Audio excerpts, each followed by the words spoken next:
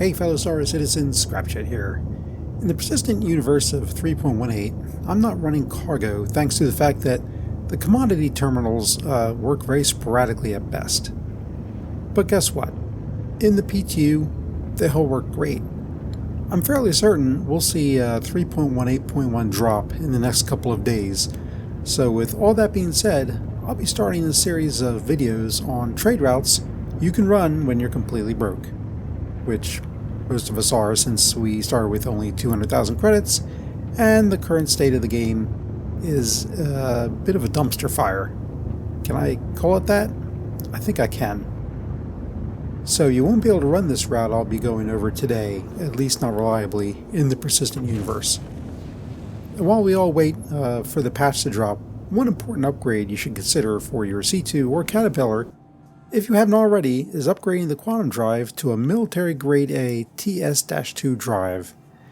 It's super fast in quantum, spools up pretty quickly, and cools down a lot faster than the stock drive. I can pretty much guarantee you won't regret buying one. Okay, I'm starting to sound like a used spaceship salesman there, but you get the drift. Comment below on your take on the TS-2.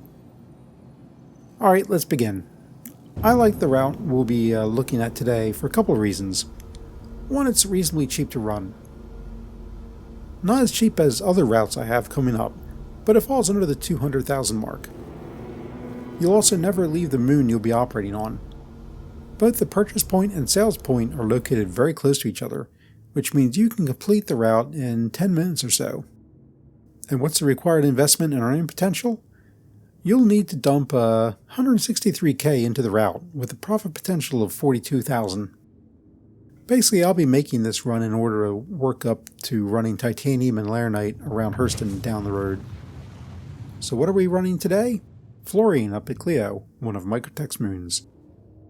We'll be purchasing our load at Ryari Cantwell and making the short hop over to Ryari McGrath. Whenever I've run this route, the seller always filled me up and the buyer took everything I had, which is a requirement for my C2 trade routes in order to mitigate 30Ks.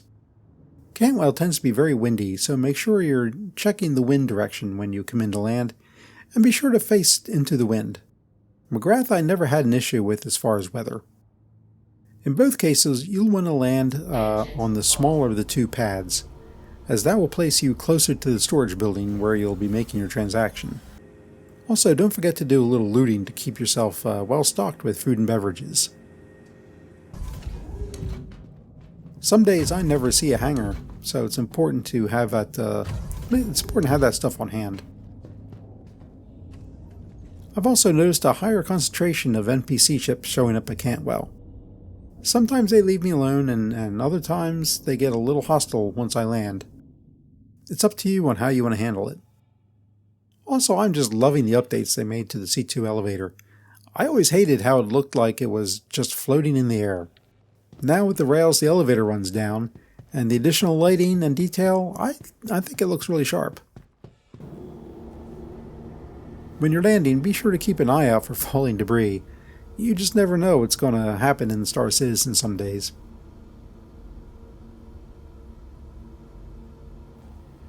So, this fluorine run is my first of several starter routes I'll be throwing out there over the next couple of days for anyone who is new to running cargo or who just wasn't aware of the wonders of fluorine.